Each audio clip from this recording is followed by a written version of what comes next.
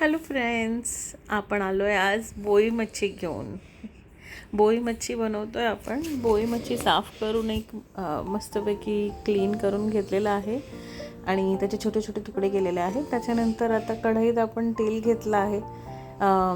तेल थोडं कडकडून दिलं आणि तेलामध्ये आपण ॲज युजल माझं फेवरेट हिंग टाकलं.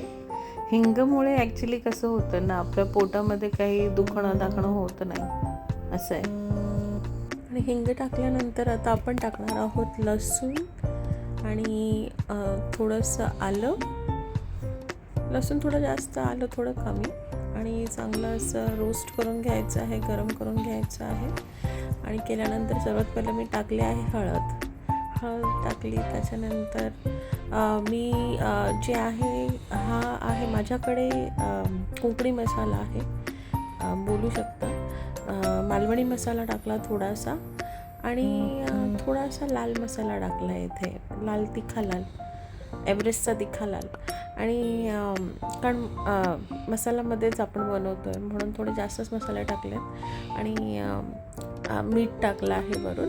मीठ टाकलं आणि मग चांगल्यापैकी असं हलवून घेतलं, परतवून घेतलं, जेणेकरून ते तेलामध्ये पूर्ण असं मस्तपैकी परतून होईल. आणि खूप असं सुंदर सुगंध येतो मसाल्यांना. आपण एकदम जसं सारखं हलवत राहिलं आणि सारखं गरम केल्यानंतर आता मी इथे टोमॅटो टाकले. मी एक टोमॅटो टाकला आहे फक्त, कारण मी चिंचेचं पाणीसुद्धा टाकणार आहे ह्याच्यात.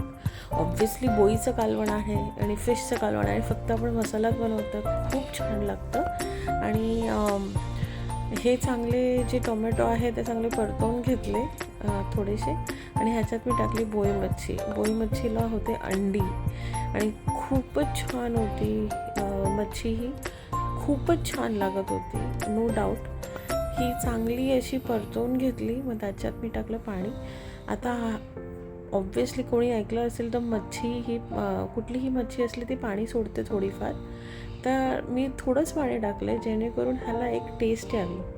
आणि टेस्ट कमी पाण्यामध्ये, जसे जास्त पाण्यामध्ये टेस्ट येत पण नाही.